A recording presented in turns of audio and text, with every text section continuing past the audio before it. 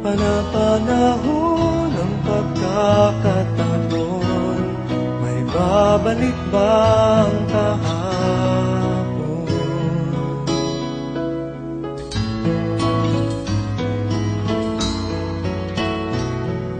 Natatandaan mo pa ba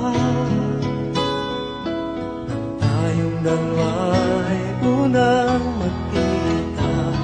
Panahon ng kamusmusan sa piling ng mga bulaklak at halaman, doon tayo nagsimula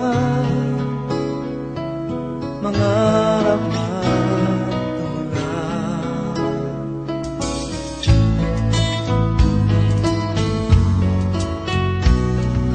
Natatandaan mo pa ba sa punong mangga at ang inalay kong gumamela, magkahawak kamay sa dalampasigan, malayang tulad ng mga ibon, ang gunita ng ating kahapon.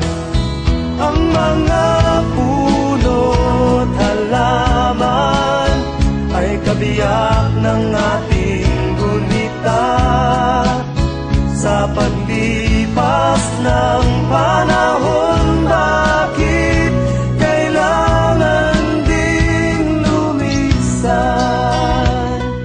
Panapanahon ng pagkakataon, may babalik bang kahapon?